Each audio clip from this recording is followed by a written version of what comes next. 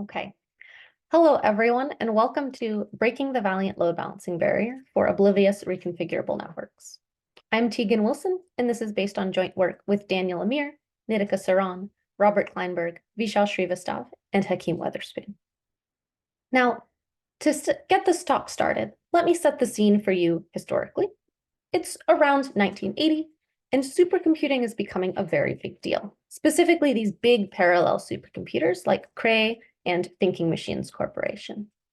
Here's a picture of the Thinking Machine Corporation CM1, that is their first supercomputer, at the MoMA back in 2017. And so these big supercomputers, they were made up of thousands to tens of thousands of computer chips or processors, and these processors needed to be able to communicate with one another. So you needed them to be connected in some way, and you needed some way, some protocol to route messages on these connections.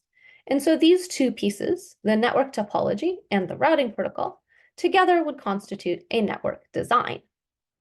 And so you can think of routing problems in this space as routing on optimized topologies, because you're getting to set both the topology and the routing together. And in this space, this is direct quotation from Valiant and Brubner articulating the fundamental problem, which is it's that of simulating arbitrary connection patterns among the processors via a fixed sparse network. So for routing packets, the strategy will have to be based on only a minute or small fraction of the total information necessary to specify the complete communication pattern. That is, routing decisions should rely on very little, if any, information about the current traffic demands. And this idea is what motivated the study of oblivious routing on these optimized topologies. See, in an oblivious routing protocol, all routing decisions must be made a priori before traffic is seen. So this way, no part of the routing strategy depends on the complete communication pattern currently in the network. Instead, an oblivious routing protocol is specified by, for every sourcing pair, you need to define a distribution over routing paths. And then if we ever get flow that needs to go between those pairs, we simply sample from that distribution in order to route that flow. So why am I giving you this little mini history lesson on supercomputers from the 80s? Besides it being interesting mathematics. And the reason is that today, data centers are actually being treated as the new supercomputers. We've been seeing this transition to thinking about the data center as a warehouse scale computer ever since right around the end of Moore's Law. Because with Moore's Law ending, it really forced the community to start rethinking how a data center can be designed efficiently. And this has motivated revisiting those simplified theoretical network design and routing questions from before, where now, instead of processors, our nodes are servers or machines in our data center. And these machines, like those processors, they still need to be able to send messages. So we still need to build that network design, which is going to consist of our network topology and our routing protocol. And we'd still like to do oblivious routing for the same reasons as before. And so while this is a very familiar space, it turns out that the theoretical results from the 80s don't quite fit anymore, because the interpretation of what a network looks like has changed. While previous theory results assumed this static network topology, modern data center networks are becoming reconfigurable. And what we show in this work is that using reconfigurable topologies, we can actually significantly improve upon the previous optimal results for static topologies. So, what is a reconfigurable network? Well, at a high level, reconfigurable networks are networks where the edge set can be reconfigured or changed at each point in time by the network designer. So the edge set at each time, actually, it can be arbitrary, although there is a small constant in-out degree constraint, d. And those of you who are familiar with networks might find it a little weird that we can change the network arbitrarily at will. But in fact, this model is motivated by new technology that is currently in data center networking and being deployed in some large-scale data center networks. So for example, if the in-out degree constraint is 1, and this is our set of nodes, then we could choose to connect our nodes in this way at time 1, which node does fulfill the in-out degree 1 at each node. But then we could choose to change the edge set to this at time 2, and then this at time 3, this at time 4. And we could even choose to periodically rotate through this set of connections. and give ourselves a connection schedule, or a schedule of what the connections look like at each point in time. And you can think of this connection schedule as inducing the overall network topology. Now, I want to point out before we move forward that in my example, each node did have in-out degree 1 at every time step, and this is an assumption I'm going to be sticking to for the rest of the talk. But note that our results do hold for any constant in-out degree d, just it adds a factor 1/d to the final result. So now that I've given you a bit of an understanding for what these networks look like, what would a routing path look like over time? And to understand how to route across time, it's very helpful to take this graph and look at the time-expanded version of it, where now nodes are indexed by both the network node and the time step at which we're considering them. In this time-expanded version, we'll have these physical edges, which represent what edge is appearing in the network at that point in time. And because flow is allowed to stick around at nodes before it continues on its way, we'll also have these stay or virtual edges, which represent staying at that node for a time step. Then, if you want to consider routing on a path from node A to node D, starting at time step 1, one option is you could take this path, which takes the physical edge from A1 to B2, and then the physical edge that appears from B2 to D3. This path takes 2 physical hops. It has latency 2. But you could also take this other path, which first takes 2 virtual edges to get to A3, and then takes the single physical hop from A3 to D4. That path only takes 1 physical hop, but it does have latency 3 instead of 2. And paths in general, they might take multiple physical hops. They might even wait multiple time steps between each physical hop that they take. And given this understanding of how routing paths can be taken, I'd like to remind you, we'd like to build some Oblivious routing protocol, specifically with some bounded maximum latency, L, where this just means that we never want to use routing paths that have more than latency L in our Oblivious routing protocol. And with those constraints, what we'd really like to do is minimize congestion in the network, where congestion here is based on the following model of traffic demands. At every time step, we'll be receiving some arbitrary permutation demand, d sub sigma t, which just says that for every node A, we need to send 1 unit of flow from node A to node sigma t of A, starting at time step t. Then we can say that an Oblivious routing protocol can guarantee some maximum congestion C if no matter what permutation demands we get, and we're getting a new one every single time step, when we concurrently fulfill all of them using our Oblivious routing scheme, the maximum flow traversing any physical edge we can guarantee is no more than C. And note here, congestion on virtual edges in this model is completely ignored. So let's make the following observation here about maximum congestion, which is that if flow is balanced evenly across all edges, then we can get the following guarantee that maximum congestion equals the average physical hop count of our routing paths. And this is because the average physical hop count directly equals the average congestion in the network. And then if flow is evenly balanced across edges, average congestion equals maximum congestion. And this motivates a desire to have flow be evenly balanced across edges. And so in order to do that, here's a very well-known strategy that works a lot of the time. It's by Valiant and Brebner. It was presented in STOC81 in Milwaukee.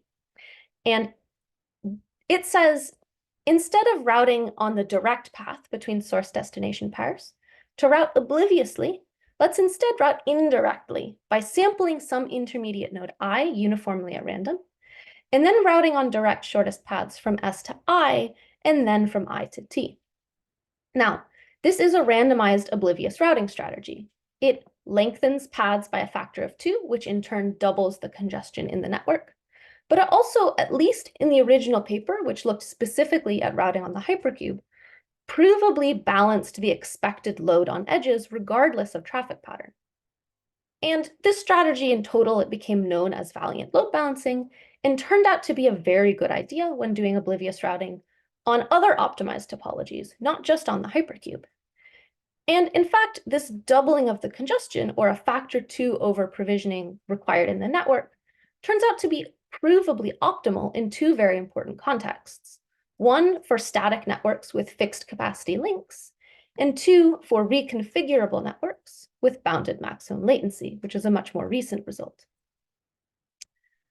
And recall, reconfigurable networks with bounded maximum latency, that's what this talk is about. This talk is also about trying to improve Valiant load balancing. So in what sense could Valiant load balancing be improved? And one notion to how to improve it is to generalize to arbitrary networks, which is a line of work that already accumulated in Reke's hierarchical tree decomposition, which was also presented at a previous STOC in 2008 in Victoria. And in this really fascinating result, Reke gave an Oblivious routing protocol that was both log-n competitive and provably optimal for general networks. But notice here in this result that the congestion over provisioning had to go from 2 to log-n, because it turns out that is just the cost of doing Oblivious routing on general topologies instead of optimized topologies. However, in data centers, which is the motivation behind this paper and this work, we only have to worry about routing on optimized topologies. Also in data centers, even over-provisioning a network by a factor of 2 is quite undesirable because it means that the network costs twice as much to build and maintain, and also twice as much energy to run. And so what we do is we focus on improving that factor 2 loss from Valiant load balancing by restricting the topologies we consider to specifically reconfigurable networks, and by very slightly relaxing our guarantees. See, reconfigurable networks have a very special power that static networks don't have. They're inherently very flexible, and it means that it's very reasonable to think about a randomized reconfigurable network and a randomized connection schedule in your reconfigurable network. And so what we specifically show is that the ability to randomize that reconfigurable network allows for oblivious routing protocols that break this Valiant load balancing barrier and improve upon the factor 2 over provisioning when routing on optimized topologies with high probability. To look at the exact results we find, I'll start by telling you a lower bound on the best possible congestion we could hope for, which is if you give yourself a maximum latency bound of big O tilde g times n to the power 1 over g for integer g, well, you will need it to be the case that you have full network connectivity of your routing paths, because this is an oblivious routing protocol, and so you need to be able to guarantee that every node pair can at least send a message between each other. And if you want full network connectivity and you have this latency bound, then you need to have average hop count at least g on your routing paths. And this is based on a naive counting argument. Furthermore, in previous work, we showed that if your goal is uniform multi-commodity flow, you can actually achieve this. You can achieve average hop count g and congestion g.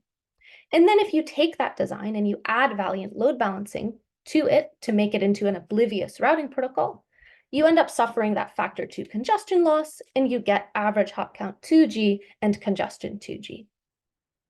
Now, what we did in this work is we showed that if you relax your congestion bound to hold with high probability over a randomized reconfigurable network, then you can do oblivious routing in the same maximum latency bound with only a g+1 average hop count and congestion g+1 plus delta for any positive delta, where in our work, we are considering with high probability to mean that the probability the congestion bound is violated over the randomness in the network is negligible in the network size, that it is smaller than any inverse polynomial in the network size. Okay, I'm going to give a quick high-level overview of how we achieve this result before I move on from it, which is instead of routing on a direct shortest path to a uniformly random node and then to your destination, we take a single physical hop to a random neighbor, and then we just use and then we route on a shortest path from that random neighbor to our destination.